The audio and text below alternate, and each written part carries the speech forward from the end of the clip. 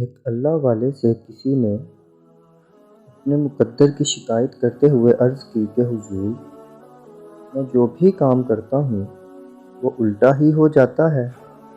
تو انہوں نے اس شخص سے پوچھا کہ کبھی مہر دیکھی ہے؟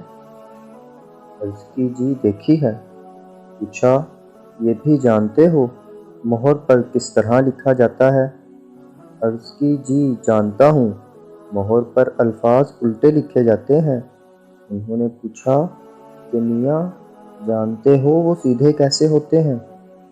عرض کی جب مہر کاغذ پر لگتی ہے تو الفاظ سیدھے ہو جاتے ہیں۔